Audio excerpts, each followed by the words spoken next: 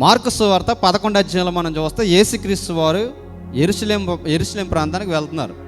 యెరూషలేం ప్రాంతానికి ఎందుకు వెళ్తున్నారంటే ఆయన ప్రాణము అర్పించడానికి శాస్త్రులు, ప్రధాన యాజకులు, పరిసయ్యుల చేత శిక్షించబడడానికి. ఆయన మార్గ మధ్యలో ప్రయాణం చేస్తుంటే ఒక అంజూరపు చెట్టును చూశారు. అంజూరపు చెట్టును దూరంగా చూస్తే అంజూరపు చెట్టుని ఫస్ట్ ఏం కనిపించేట?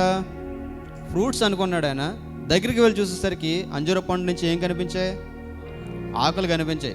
ఆకులు చూసిన తర్వాత యేసుక్రీస్తు ఏమన్నారంటే, ఇక నువ్వు ఎప్పటికీ ఫలింపకుందువుగాక అని అనగానే అంజూరపు చెట్టు ఏమైందంటే వెంటనే వాడిపోయింది. వాడిపోయిన తర్వాత ఆ శిష్యులందరూ కూడా ఆశ్చర్యపడ్డారు. ఇప్పుడు అంజూరపు చెట్టును చూసి ఆయన శపించడానికి కారణం ఏంటి? ఎప్పుడు కూడా యేసుక్రీస్తు వారు ఎంత పాపినైనా సరే క్షమించే దేవుడు, ఎంత ఘోర పాపినైనా సరే మన్నించే దేవుడు. అందరూ పాపం చేత పట్టబడిన స్త్రీని తీసుకొచ్చి రాళ్ళ చేత కొడతంటే ఆయన మాత్రం ఏమన్నాడు? అమ్మా, నీకు శిక్ష విధింపను, నువ్వు వెళ్ళిపో అన్నాడు. అక్కడ ఉన్న వాళ్ళందరూ కూడా దుర్భాషలాడుతున్నారు. అక్కడ ఉన్న వారందరూ కూడా అక్కడ ఉన్నటువంటి ఆ యొక్క వాక్యాన్ని మనం చూసినట్లయితే పెద్దవారు మొదలుకొని చిన్నవారి వరకు కూడా అలాగనే చేయొచ్చుండు అని ఉంటుంది. పెద్దవారు మొదలుకొని చిన్నవారి వరకు కూడా అలాగనే. ఇప్పుడు ఆయన అదే పొజిషన్లో ఉన్నాడు, కానీ ఆయన మాత్రం అలా చేయలేదట. ఏమన్నాడు తెలుసా? అందుకే ఆయన ఏం చేస్తున్నాడు? నేల మీద వంగి ఏవో రాస్తున్నాడట. నేల మీద వంగి ఏవో రాస్తున్నాడు. ఆ పలానా వారు ఇక్కడ ఇదిగో రాయడానికి వచ్చే సత్య రాయడానికి వచ్చింది. సత్యం చూసి వెంటనే రాయడం మొదలు పెట్టాడు. ఏంటి సత్య, నువ్వు రాయేస్తున్నావు కదా, నువ్వు పలానా టైంలో ఇది చేసావు. చూస్తున్నారు. అయితే నేను తప్పు చేస్తాను, నేను పాప చేస్తాను. ఇక్కడ మన ఫ్రంట్ లైన్లో ఉన్నవాళ్ళు ఎవరైనా రాయి తీసుకుని వేస్తుంటే, అమ్మ నువ్వు రాయడానికి వెళ్తున్నావు కదా, ఇదిగో ఆయన లిస్ట్ అంతా కూడా మొత్తం రాస్తున్నాడు. ఆ చూసిన వారందరూ కూడా ఏమనుకుంటున్నారంటే, ఆ రాయి పడేసి ఎందుకు వచ్చిందరా బాబు, రాయి కొట్టడానికి మనం వెళ్తుంటే మనం చేసేదాన్ని ఇతను చేస్తున్నాడని చెప్పేసి వెళ్తున్నారు. అక్కడ చూస్తే పెద్దోళ్ళు అనుకోవచ్చు, చిన్నవాళ్ళు కూడా ఏం చేస్తున్నారట? మనం చూస్తాం కదా, కొంచెం ఎవడన్నా లోకుగా దొరకడానికి ఎవడన్నా. ఇప్పుడు చూడండి, నాలంటే ఎవరు కూడా ఏమనరు, ప్రభాకర్లా ఉంటుంది తెగ తిట్టేస్తుంటారు, ఏదోటి అనాలని చూస్తారు. ఎందుకు? ఆయన ఏం మాట్లాడు కాబట్టి. అవునా కదా? ఆయన మీద ఎలా పడితే అలా కోపడడానికి, ఎలా పడితే అలాగ ఇసిరేయడానికి ప్రతి వాళ్ళు సిద్ధమైపోతారు. ఎందుకంటే ఆయన ఏమీ మాట్లాడు సౌమ్యుడు, ప్రభాకర్ ఎదురు సమాధానం చెప్పడు కాబట్టి. ఇప్పుడు యేసుక్రీస్తు అలాగే రాస్తుంటే పెద్దోడు మొదలుకొని చిన్నోళ్ళ వరకు వెళ్ళిపోతున్నారంటే ఎవరన్నా కొంచెం ఉన్నప్పటికీ ఎలా ఉంటుంది చూడండి. ఒక్కొక్కసారి మనం చూస్తుంటే కొన్ని వీడియోస్ పెడుతుంటారు. ఒక పెద్ద పులి దగ్గర ఒక చిన్న పిల్లి కూడా కైగా మనం అరుస్తుంటాయి. ఈవెన్ పులి కూడా ఏం చేస్తుంటుంది? ఇలా బ్యాక్ అవుతుంటుంది. అదే ఆ పులి దగ్గరికి పిల్లి వెళ్ళి కేకలేస్తుంటే ఈ పిల్లికి కూడా పులి ఏం చేస్తుంటుంది? కొన్నిసార్లు భయపడుతుంటుంది. మనందరికీ తెలిసిన సామెత, వేటగాడు అంట చేతకొన్నాడైతే ఏం చేస్తుందట? వేటగాడు చేతగానోడైతే పిల్లి వచ్చి కూడా ఎక్కిరిస్తుందట. ఎందుకు? వాడి చేతిలో బాణం చూసి దానికి భయం లేదు, ఎందుకంటే ఈడేం చేయలేడు అని అర్థం. ఇప్పుడు యేసుక్రీస్తు వారు మనం చూసినట్లయితే ఈ చెట్టును మనం చూస్తే అందరూ కూడా, అంటే నేను దీన్ని ఎందుకు చెప్తున్నానంటే, ఇంత సౌమ్యుడు మీరు ఎప్పుడైనా సరే చూడండి, ఆయన కోప్పడిన సందర్భం, ఆయనకు సేవ పరిచయ జీవితంలో కోప్పడిన సందర్భాలు. ఇక్కడ అంజూరపు చెట్టుని చెప్పేస్తాడు. ఆ తర్వాత వెళ్ళి నెక్స్ట్ వెర్షన్లోకి వెళ్తే దేవాలయానికి వెళ్ళి దేవాలయంలో జరుగుతున్నట్టు అన్యాయం చూసి ఆయన కోప్పడతాడు. ఈ రెండు సందర్భాలు తప్ప ఆయన కోప్పడిన విషయాలు, ఈవెన్ మేకులతో కొడుతున్నప్పుడు కూడా ఆయన ఏమాత్రం కోపం పడలేదు. ఆ సొంత వారు నిందిస్తున్న ఆయన ఏమాత్రం కూడా లక్ష్యము చేయలేదు. సిలువ మీద హింసకు గురి చేస్తున్న ఆయన ఏమాత్రం కూడా పట్టించుకోలేదు. ఆయనతో పాటు సిలువ వేయబడి ఆయనతో పాటు శిక్ష అనుభవిస్తున్న వారు దూషిస్తున్నా కూడా ఆయన ఏమన్నాడు అంటే, తండ్రి వీరు ఏం చేస్తున్నారు, వీరిని క్షమించండి అన్నాడు. అప్పుడు కూడా అన్నాడు, నిశ్చయముగా నువ్వు నాతో పరదేశంలో. అంత ప్రేమ కలిగిన ఆయన అనమాట. అందుకే అందరూ రాళ్ళు వేయడానికి వచ్చిన ఆయన మాత్రము రాడేయకుండా ఏమన్నాడు తెలుసా? అమ్మ అన్నాడు. అక్కడ ఉన్న వాళ్ళందరూ కూడా దుర్భాషలు ఆడుతున్నారు. నేను అందుకే అంటాను, ఎవరైతే ఆత్మీయంగా ఉంటారో వారు నోటి నుంచి ఎటువంటి వర్డ్స్ వస్తాయో తెలుసా? పనికిమాలిన మాటలు రావు. ఎక్కడ ఏది మాట్లాడాలో అది మాట్లాడతారు. దేవుని మందిరంలో ఉన్నప్పుడు దేవుని వాక్య సంబంధమైన మాట్లాడాలి. అందుకే పౌలు అంటాడు తిమోతి రాస్తూ, నీ మాటల్లోనూ ప్రవర్తనలోను విశ్వాసంలోను అన్ని విషయాల్లో నువ్వు ఎలా ఉండమంటాడు? ఎలా ఉండాలి? మాదిరికరంగా ఉండమంటాడు. నీకు ఒక మాదిరి కావాలి క్రైస్తవ జీవితంలో. నాకు ఒక మాదిరి కావాలి క్రైస్తవ జీవితం. నోటికి ఏదో చదివి మాట్లాడడానికి మనం వీల్లేదు. నీ ఇష్టానుసారంగా నువ్వు మాట్లాడడానికి లేదు. వాక్యం చెప్తుంది నీ నోటి నుంచి వచ్చే ప్రతి మాట కూడా దేవుడికి లెక్క చెప్పాలి. నీ నోటి నుంచి వచ్చే మాట ఎంత మందిని గాయపరుస్తుందో తెలుసా? ఆ గాయపరిచే ప్రతి దానిని బట్టి దేవుడిని తీర్పులను తీసుకొస్తాడు. కాబట్టి టంగ్ చాలా జాగ్రత్తగా పెట్టుకోండి. వాక్యం ఉంటుంది జీవ మరణములట నాలుక వశమట. జీవ మరణములట దేని వశమట? నాలుక వశం. అందుకే ఏది పడితే అది మాట్లాడకండి. దేవుని మంత్రులు అనాలోచనగా మాట్లాడకండి. అసలు ఇక్కడ లీడ్ చేసేవారు కానీ నేను కానీ ఎవరైనా ఇక్కడ నిలబడ్డవారు ఎవరైనా సరే దేవుని మందిరంలో ఒళ్ళు ఇల్లు అన్ని దగ్గరెట్టుకుని మాట్లాడాలి. చూడండి ప్రసంగి రాసిన గ్రంథము, ప్రసంగి గ్రంథము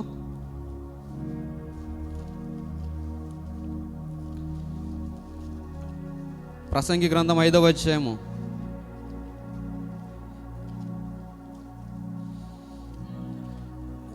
2వ అది 2వ వచనం. నీవు దేవుని సన్నిధిని అనాలోచనగా పలుకుటకు నీ హృదయమును త్వరపడనీయక నీ నోటిని కాచుకో. దేవుడు ఆకాశం మీద ఉన్నాడు, నువ్వు భూమి మీద ఉన్నావు. కావాలి నీ మాటలు కొద్దిగా ఉండాలి. ఎలా ఉండాలట? మన లాంగ్వేజ్లో చెప్పాలంటే ఇల్లు ఒళ్ళు దగ్గరెట్టుకో, లేదంటే దవడ పగిలిపోద్ది. ఇది మన లాంగ్వేజ్. చేతిలో మైక్ ఉందనిగా చెప్పేసి నేను నా ఇష్టానుసారంగా మాట్లాడడం, బయటికి వెళ్ళిపోయిన తర్వాత మీరు మీ ఇష్టానుసారంగా మాట్లాడడం, సెటర్లు వేయడం. దేవుని మందిరానికి వచ్చినప్పుడు ఎలా ఉండాలట? నేను చెప్పిన లాంగ్వేజ్లో చెప్పండి. అన్నీ ఎలా ఉండాలి అంటే మన లాంగ్వేజ్ చెప్తున్నాను నేను. ఇల్లు ఒళ్ళు అన్నీ దగ్గరెట్టుకుని ఉండాలి. టంగ్ జాగ్రత్తగా పెట్టుకోవాలి. ఏం జాగ్రత్తగా పెట్టుకోవాలి? నాలుగు జాగ్రత్తగా పెట్టుకోవాలి. ఏ ఓడొస్తా ఓడి రానివ్వకూడదు. ఆ ఓడి వస్తుందంటే your not a believer, you're not leading by this holy spirit అనమాట. ఏ మాట మాట్లాడాలో ఏ మాట్లాడకూడదో నీకు తెలియట్లేదంటే you're not leading by holy spirit, you're leading by the devil spirit అనమాట. ఎవరు మాట్లాడతారు వ్యర్థమైన మాటలన్నీ? దెయ్యపు ఆత్మ చేత నడిపించబడేవారు. తమ్ముడు రాత్రి చెప్తున్నాడు, రూమ్లో ఉన్నానన్నయ్య, రూమ్లో ఉన్న వాళ్ళందరూ కూడా అన్ని వాళ్ళగారు మాటలు అన్నయ్య, అన్ని బూతు మాటలు అన్నయ్య, వాళ్ళు చూసాన్ని బూతు వీడియోలు అన్నయ్య. ఆడికి మనకు సంబంధం లేకపోతే ఇంకెందుకు? ఆడు ఫోన్ తోటి ఉంటే నేను ఫోన్ తోటి ఉంటానంటే ఎందుకంటే ఇంక భక్తి జీవితం. దేవుని తెలిసిన వాడు ఫోన్ తోటి ఉండి, వాక్యం తెలిసిన మనం కూడా ఫోన్ తోటి ఉండి దాంతో టైం పాస్లు చేసి మన ఇష్టానుసారమైన జీవితం మనం జీవిస్తుంటే what is the meaning of Christianity? What is the meaning of spirituality? తమ్ముడు ప్రార్థన పడు కాబట్టి, వాక్యం తెలిసిన వాడు కాబట్టి ఏం చేస్తున్నాడు? నేను అందుకే అన్నయ్య హెడ్సెట్ పెట్టుకుని హెడ్సెట్లోనే అన్నీ వింటున్నాను అన్నయ్య. అటువంటి అవనస్తుల కోసం నేను ఎదురు చూస్తున్నాను. ఆడితో హీ అని, వాడితో హీ అని, వాడు చూసి మనం చూసుకుంటే హీ అని టైం పాస్ చేసుకుంటా. ఏంటి నువ్వు దేవునికి అసలు నిన్ను చూసి దేవుడు ఏమంటాడు? నన్ను చూసి దేవుడు ఏమంటాడు? చప్పట్లు కొడతాడు దేవుడు, క్యాండర్ ఉమ్మేస్తాడు. ఏమని ఉంది వాక్యంలో? చల్లగానైనా సరే ఉండు, వెచ్చగానైనా సరే ఉండు, నువ్వు వెచ్చని స్థితిలో అంటే ఏమవుదో?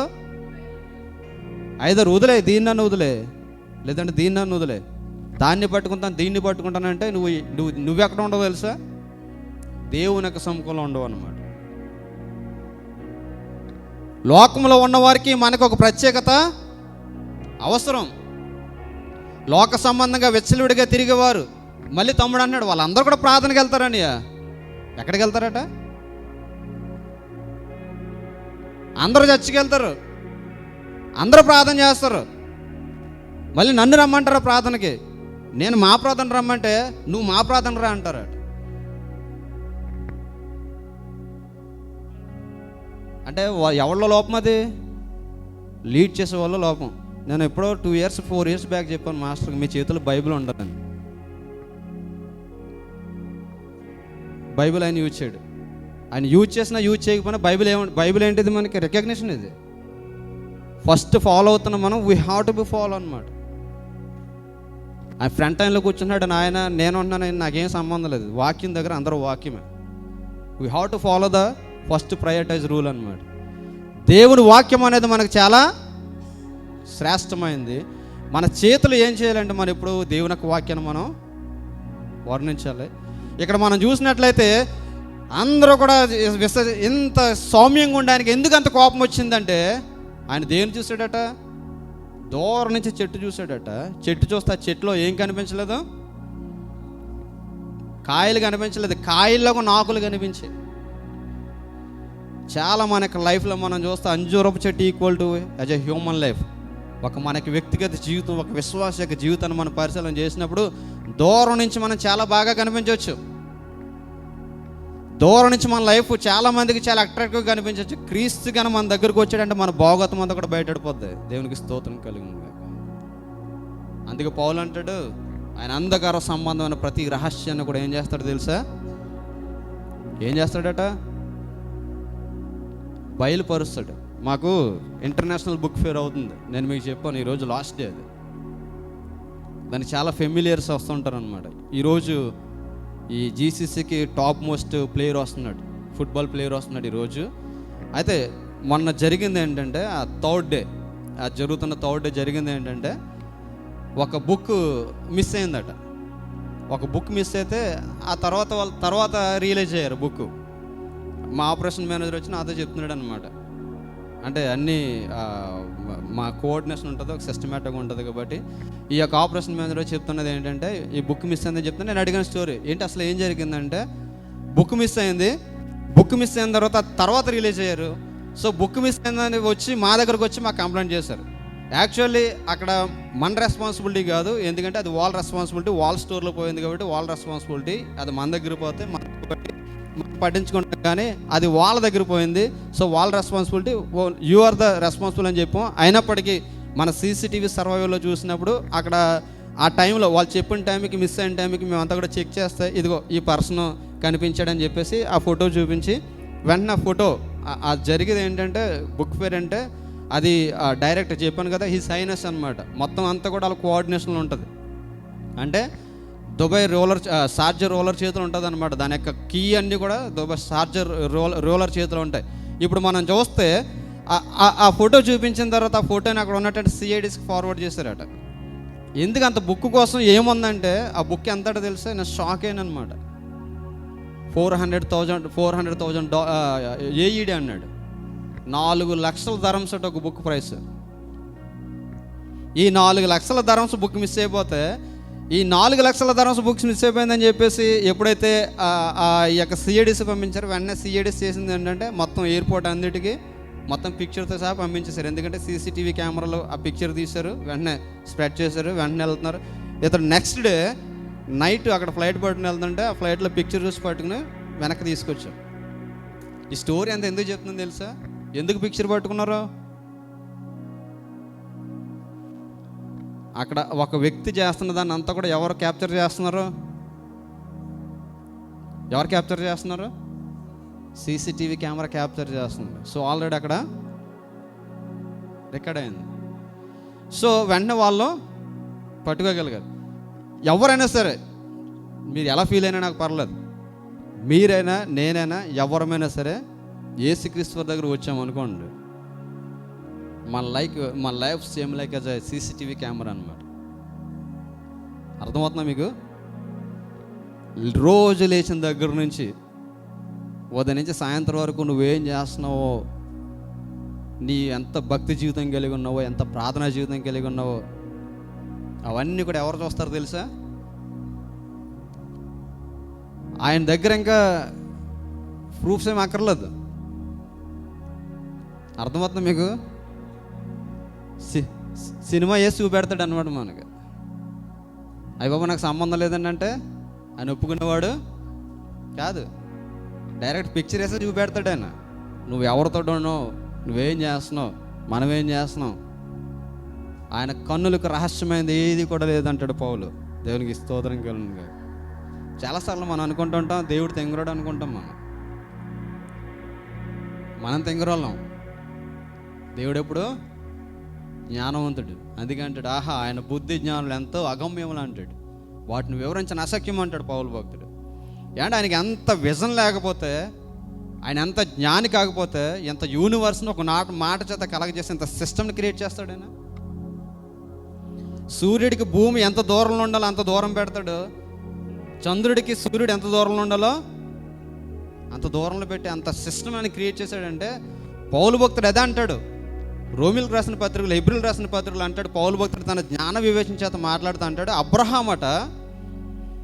అబ్రహాం యుద్ధంలో జయించి 10వ భాగాన్ని మెల్కీసెదెకు క్రమం చొప్పున ఈ నాకు వచ్చిన సంపాదనలో 10వ భాగాన్ని దేవునికి ఇవ్వాలని చెప్పేసి ప్రధాన యాజకుడు అనేటువంటి మెల్కీసెదెకు దగ్గర తీసుకెళ్తాడట.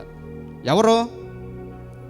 అబ్రహాం అన్ని విషయాలు ఆశీర్వదించబడ్డాడు. ఎందుకు ఆశీర్వదించబడ్డాడు అంటే అబ్రహాంకి ఇచ్చే మనస్సు ఉంది, అబ్రహాముకు పెట్టే మనసు ఉంది. కొంతమంది ఎవరు, కొంతమంది పెట్టరు. మీరు కాదు, బయట వాళ్ళు. కొంతమంది ఎవరో, కొంతమంది పెట్టరు అంటారు. చూసారా, అమ్మ పెట్టదండ, అమ్మ అడుక్కునేదండి. కొంతమంది ఎవరో ఇచ్చే వాళ్ళని ఎవరు. అబ్రహాం కన్నా గ్రేట్ క్యారెక్టర్ ఏంటంటే అబ్రహాంకి పెట్టే మనసు ఉంది, అబ్రహాంకి ఇచ్చే మనసు ఉంది. అబ్రహాము తను సంపాదించిన ప్రతి దాంట్లో కూడా 10వ భాగాన్ని ఎవరికి ఇచ్చేవాడు? నాకు కాదు, దేవునికి ఇచ్చేవాడు. చాలామంది ఏం ఫీల్ అవుతారంటే ఇక్కడ ఇస్తే ఎవరికి ఇచ్చేస్తున్నట్టు ఫీల్ అవుతుంటారు. దేవునికి ఇచ్చే మనసు మనము కలిగి ఉండాలి. ఫస్ట్ ప్రయారిటీ మనకి ఎవరు ఉండాలంటే గాడ్. ఇప్పుడు అబ్రహాము ఈ 10వ భాగాన్ని తీసుకెళ్ళి మెల్కీసెదెకుకి ఇస్తుంటే ఈ మెల్కీసెదెకు అబ్రహాముని దీవిస్తాడు. అబ్రహాముని దీవిస్తున్నప్పుడు పౌలు అంటే ఆయన వర్ణించినటువంటి విధానం చెప్తే ఎంత జ్ఞానంతో రాశాడో మనం అర్థం చేసుకోవచ్చు. ఇప్పుడు నీలో నుండి నీ సంతానం దీవించబడుతుంది. అంతేకాకుండా నీలో నుండి నీ గర్భవాసం నుంచి వచ్చిన వాడు దేవుని కొరకు పరిచర్య చేసి ఒకడు వస్తాడని చెప్పేసట దీవిస్తాడట. అప్పుడు దేవుడు పౌలు ఏం చెప్తాడు తెలుసా? ఆ మాటనే అబ్రహాము మెల్కీసెదెకు దగ్గరకు వచ్చి అబ్రహాము ఈ యొక్క 10వ భాగాన్ని ఇస్తున్నప్పుడట దేవుడు అబ్రహాములో నుండి ఎవరిని చూస్తాడట తెలుసా? లేవి అనబడినటువంటి ఒక అబ్రహాము సంతానంలోంచి వచ్చే ఒక వ్యక్తిని చూశాడట. దేవునికి స్తోత్రం కలుగును. అబ్రహాముకి అప్పుడు ఇంకా దేవుడు పిల్లల్ని అవ్వలా. అబ్రహాముకి దేవుడు పిల్లల్ని అవ్వలేదు, ఇంకా ఇస్సాకు పుట్టలేదు. నీకు పిల్లల్ని ఇస్తానని వాగ్దానం చేశాడు అంతే. వాగ్దానం చేసినటువంటి అబ్రహాము ఈ యొక్క అర్పణలన్నీ కూడా తీసుకెళ్ళి ప్రధాన యాజకుడి దగ్గరికి వెళ్ళి అది ఇస్తే దేవుడు ఎవరిని చూశాడట? అబ్రహాం గర్భంలో నుంచి లేవిని చూశాడట. లేవి వస్తాడో లేవి పరిచర్య చేస్తాడని ఒకసారి ఆలోచించండి. లేవికి అబ్రహాముకి తరాలు మనం చూస్తే అబ్రహాము, ఇస్సాకు, యాకోబు తర్వాత లేవి, 4 జనరేషన్స్. అబ్రహాము నిలబడితే, అబ్రహాము దేవుని యొక్క సముఖంలో నిలబడితే ఎన్ని జనరేషన్ చూశాడు దేవుడు అబ్రహాములో నుంచి? 4 జనరేషన్ చూశాడు. అంటే నువ్వు నేను నిలబడ్డామంటే మన పిల్లల తర్వాత పిల్లలు ఏమవుతారో కూడా దేవుడు తెలుసా? అందుకే నేను అంటాను, మనం అన్ని దగ్గర పెట్టుకుని ఏం చేయాలి? మన పిల్లల కొరకు ప్రార్థన చేయాలి. ఎందుకంటే బ్లెస్సింగ్స్ అనేవి ఎవరి చేతిలో ఉన్నాయి తెలుసా? దేవుని చేతిలో ఉన్నాయి. ఇప్పుడు అంజూరపు చెట్టుని చూసినటువంటి ఆయన మనం చూస్తే ఆయన ధోరణిని చూస్తాడు. ఆయనకు తెలుసు ఆయన ఏది చేసినా ఒక సబ్జెక్ట్ ఇవ్వడానికి చేసేవాడు. అది ఏం చేసినా ప్రజలకు ఒక మాదిరి చెప్పడానికి ఆయన చేసేవాడు. ఈ అంజూరపు చెట్టుని దూరం నుంచి చూస్తే దాంట్లో ఏం కనిపించలేదట? పండ్లు కనిపించలేదు. అంజూరపు చెట్టుకున్నటువంటి ఒక శ్రేష్టమైన లక్షణం నేను మీకు తెలియజేస్తాను. ఏంటది? మొట్టమొదటిది ఆకుల కంటే దాంట్లోంచి ఏమొస్తాయట? ఫలాలు వస్తాయట. రెండోదిగా మనం చూస్తే అంజూరపు చెట్టు ఎన్నిసార్లు ఫలిస్తుంది? 2 సార్లు ఫలిస్తుంది. ఒకటి తను ఇచ్చే క్రమంలో ఏ టైంలో అయితే పండాలో ఆ టైంలో పండుతుంది. అంతేకాకుండా ఏ టైంలో పండకూడదో ఆ టైంలో కూడా పండుతుంది అట. అది దానిలో శ్రేష్టమైన లక్షణం. ఇందులో ఉన్న గొప్ప లాజిక్ ఏంటంటే అది ఏ టైంలో పండాలో ఆ టైంలో పండే పంట కంటే ఏ టైంలో పండకూడదో ఆ టైంలో పండే పంటలో దానికి రుచి ఇంకా ఎక్కువగా ఉంటుంది అట. అర్థమైందా? ఇప్పుడు దాని యొక్క పండ్ల కాలము శీతాకాలం అయితే శీతాకాలంలో ఫలించే పండు కంటే ఎండాకాలంలో ఫలించే పండుకు చాలా టేస్ట్ ఎక్కువ ఉంటుంది. అందుకే చాలామంది ఆశపడతారట ఆ టైంలో అది కాస్తే దాన్ని తప్పనిసరిగా తినాలని ఆలోచన కలిగి ఉంటారట. ఇప్పుడు యేసుక్రీస్తు అక్కడికి వచ్చారు. అక్కడికి వచ్చిన తర్వాత అంజూరపు చెట్టుని చూశారు. అంజూరపు చెట్టుని చూస్తే ఆ అంజూరపు చెట్టు ఏమైందట? దాంట్లో ఏం లేవట?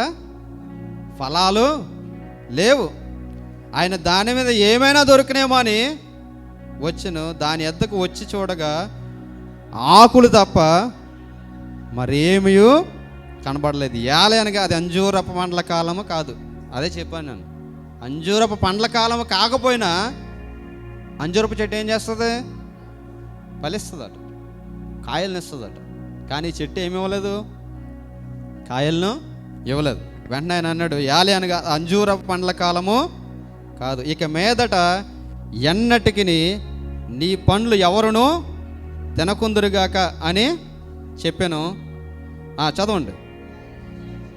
ఇది ఆయన శిష్యులు వినిరి వారు యెరూషలేమునకు వచ్చినప్పుడు ఆయన దేవాలయంలో ప్రవేశించి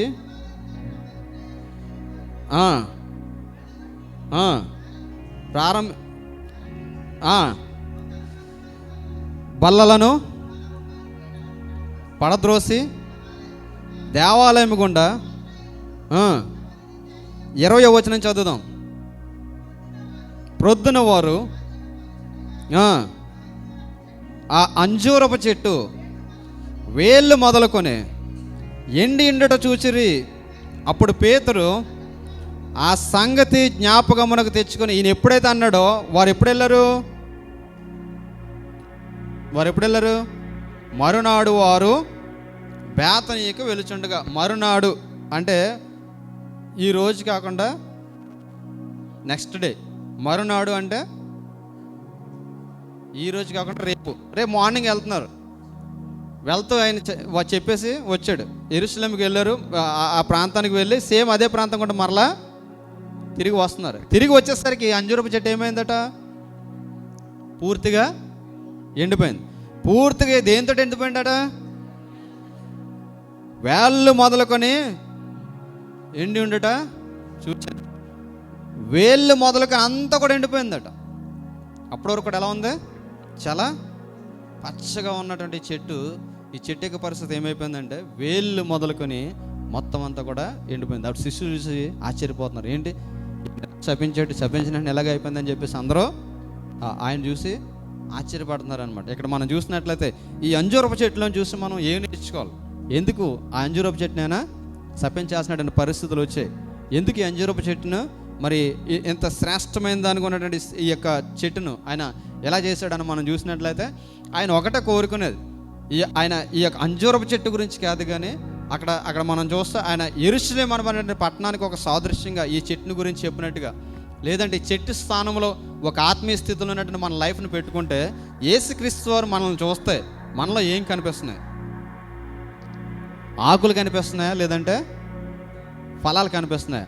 ఆయన మన దగ్గరకు వచ్చి మన నుంచి ఏదైనా ఆశిస్తే, పలానా విశ్వాసి లేదంటే పలానా విశ్వాసురాలు, ఇదిగో ఆమె దగ్గర నుంచి నేను ఇది ఆశిస్తున్నాను, ఒక ఫలాన్ని ఆశిస్తున్నాను. మాస్టర్ ఇప్పుడు కూడా ఇష్టపడి పాడుతుంటారు ఆ పాట, మహిమగల తండ్రి మంచి వ్యవసాయకుడు. అందులో ఒక చరణం ఉంటుంది, మాస్టర్ చరణం, ఇది నీరు కట్టి నేనన్నీ ఇంత చేస్తే నువ్వు ఎటువంటి ఫలాలు నువ్వు ఫలించావు. అసలు మనమే ఒక ఆత్మీయ జీవితంలో ఫలభరితమైనటువంటి జీవితం లేకుండా ఆత్మ సంబంధమైనటువంటి జీవితంలో దేవుని కొరకు ఒక శ్రేష్టమైన జీవితం జీవించేవారుగా ఉండకపోతే దేవుని చేత మనం మెప్పించేవారుగా ఉండలేం. అందుకే పౌలు భక్తుడు అంటాడు కదా, గలతీయులకు పత్రిక రాస్తూ గలతీయులకు చెప్తుంటాడు, ఓ అవివేకులైన గలతీయులేరా, మీరింత అవివేకులు అయితే ఎవడు మిమ్మల్ని భ్రమపెట్టాను? మొదట ఆత్మానుసారంగా ప్రారంభించిన మీ జీవితం శరీరానుసారంగా పరిపూర్ణులు అయిపోతురా. ఏమంటున్నారు? మొదట ఆత్మానుసారంగా ప్రారంభించిన జీవితం అట, తర్వాత శరీరానుసారంగా ఎలా అయిపోయిందట? పరిపూర్ణముగా అయిపోతుందా? మన తల్లిగారు సొలోమి గారు అంటున్నారు, పలానా అమ్మాయి పాస్టర్ గారు మా చర్చికి వచ్చినప్పుడు ఎలా ఉంటుందండి, ఇప్పుడు డీపీలు చూస్తున్నాను, డీపీలు మారిపోయినాయి, స్టేటస్లు మారిపోయినాయి, అసలు ఇలాగ అవుద్దు అనుకోలేదండి. అట్లీస్ట్ నా దగ్గర ఉంటే కొంచెం నా భయం అని ఉంటుంది. భయం లేని వాళ్ళ దగ్గరికి వెళ్తే ఎలా తయారవుతారు? ఇక్కడ నిలబడేవాడు స్ట్రాంగ్ కాదనుకోండి, నేను అదే చెప్పాను, నిలబడేవాడు స్ట్రాంగ్ కాకపోతే వెనకాల ఉన్న వాళ్ళు ఎలా ఉంటారు? నేను మీకు అనేక సార్లు చెప్తుంటాను, మోసే ఉన్నంత చేపు కూడా 30 లక్షల మంది నోరు మూసుకుని ఉన్నారు. దేవునితో సహవాసం చేయడానికి 40 రోజులు మోసే వెళ్తే అహరోను ఏం చేశాడో తెలుసా? వాళ్ళందరినీ కూడా దేనికో విడిచిపెట్టాడట, విడతానానికి విడిచిపెట్టేశాడట. విడతానం అంటే ఏంటి తెలుసా? ఎవడు ఎలా పోతా నాకు ఎందుకు, నేను అందుకే అంటున్నాను, గుడ్ మాస్టర్ అన్నవాడు ఎప్పుడు కూడా ఏం చేస్తాడు తెలుసా? రెక్టిఫై చేస్తాడు లైఫ్ని. ఇది తప్పు, ఇది కరెక్ట్, ఇది రాంగ్ అని చెప్తుంటాడు. మన పిల్లలకు మనం తప్పు రైట్ చెప్పకపోతే ఇంక నువ్వెందుకు తల్లిదండ్రులుగా నేనెందుకు ఉండడం? What is good, what is bad అన్నది మనము తెలియచేయాలి. ఇక్కడ మనం చూస్తే యేసుక్రీస్తు వారు ప్రతి ఒక్క జీవితంలో నుంచి కూడా ఒక ఆత్మఫలాన్ని ఆయన ఆశిస్తుంటాడు. ఈ ఆత్మఫలాన్ని ఆశించినప్పుడు ఆయనలో ఆయన కనుగొన్నటువంటి ఆయన ఆశించినట్టు ఆత్మఫలం లేకపోతే మన లైఫ్ ఎలా ఉంటుందో తెలుసా? ఇక అంజూరపు చెట్లు ఉంటుంది అనమాట. ఇక నీ మీదట నువ్వు అన్నటికి నీ కాపు కాయకూడదు కాకంటే మన లైఫ్ ఎలా ఉంటుందో తెలుసా? ఎండిపోవడం తప్ప ఇంకేమీ ఉండదు. చూడండి ఒకసారి పరమగీతాల గ్రంథము 2వ అధ్యాయము, పరమగీతాలు 2వ అధ్యాయము 12వ వచనం చదువుదాం. పిట్టలు కోలాహలము చేయి కాలం వచ్చును, పావుర స్వరము మన దేశంలో వినబడుచున్నది, అంజూరపు కాయలు పక్కమోగుచున్నవి, ద్రాక్ష చెట్టు పూత పట్టి సువాసననిచ్చును. చూసారా, ఇది అంజూరపు పండు కాసిందంటే అది దేనికి సాదృశ్యమేట? అంజూరపు పండు కాసిందట, అది దేనికి సాదృశ్యమేట? అన్నీ కూడా మంచి రోజులు వచ్చాయి. అక్కడ ఏం చేస్తుంది? దేశం అంతటా పువ్వులు పూస్తున్నాయి, పెట్టల కోలాహలము. చూడండి, ఈ అంజూరపు పండ్లు ఇవన్నీ కూడా ఫలిస్తున్నాయట. పెట్టలు ఏం చేస్తున్నాయట? కోలాహలం చేస్తున్నట్టు. రామచిలకలే చూస్తున్నాం మన ఇంటి దగ్గర కొన్నిసార్లు. జాంకాయలు కూడా తింటాయి, పళ్ళు అవన్నీ తింటాయి. ఎప్పుడు వస్తాయి రామచిలకలు? లేదంటే ఏదైనా ఒక బోర్డు ఒక ట్రీ దగ్గరికి ఎప్పుడు వస్తుంది? ఎండిపోయిందనుకో ట్రీ, ఏమో ఏ పక్షి వస్తుంది దాని దగ్గరికి? అదే పచ్చగా ఉంటే అన్నీ దాని దగ్గరికి వస్తాయి. అన్ని పెట్టలన్నీ కూడా కోలాహలం చేస్తున్నాడు. ఎందుకు? అరే అంజూరపు పండ్లు కాసేసే అని చెప్పి. అంటే అంజూరపు పండు అంత శ్రేష్టమైనది. చూడండి, రాజులు రాసిన మొదటి గ్రంథము 4వ అధ్యాయము 25వ వచనం. రాజులు రాసిన మొదటి గ్రంథము 4వ అధ్యాయం 25వ వచనం. సొలొమోను దినములన్నిటను ఇశ్రాయేలు వారేమి, యోధా వారేమి, దాను మొదలుకొని బెయేర్షెబ వరకు తమ ద్రాక్ష చెట్ల క్రిందను అంజూరపు చెట్ల క్రిందను నిర్భయముగా నివసించండి. ఎక్కడ నివాసం చేస్తున్నారట? అంజూరపు చెట్టు కింద నిర్భయం. అంటే అంజూరపు చెట్టు ఏమిస్తుంది వాళ్ళకి? రిలాక్సేషన్ అనమాట. అప్పుడున్న నానుడు ఏంటంటే, ఎవరికన్నా అలసిపోయాడు అనుకోండి, ఎవరికన్నా ఒక డిప్రెషన్ ఉన్నాడు అనుకోండి, అంజూరపు చెట్టు కింద కూర్చుని అంజూరపు చెట్టు ఎలా దులుపుకొని 2 కాయలు తింటే చాలు, ఆ లైఫ్ అంతా కూడా ఎలా ఉండదట తెలుసా? సంతోషంగా ఉండదట. అంజూరపు చెట్టు అంతా శ్రేష్టమైనది. ఇది చెప్పి నేను ముగిస్తాను. యెషయా గ్రంథము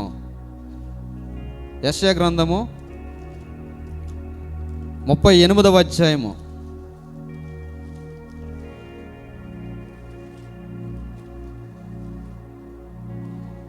యెషయా గ్రంథము 30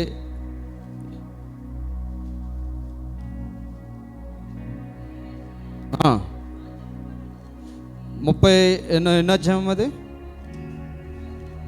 38వ అధ్యాయము 21వ వచనం మనం చూద్దాం. మరి యెషయా అంజూరపు పండ్ల ముద్ద తీసుకొని ఆ పుండుకు కట్టవలను, అప్పుడు అతడు బాగుపడనని. ఇక్కడ హిజ్కియా మరణకరమైన రోగంతో బాధపడుతుంటే హిజ్కియాకు ప్రవక్త ఏం చేస్తున్నాడు? దేంతో చికిత్స చేస్తున్నాడు? అంజూరపు పండ్ల ముద్దను తీసుకొచ్చి ఆ పుండు మీద ఏమన్నాడు? పుండు ఏమవుతుంది అన్నాడు?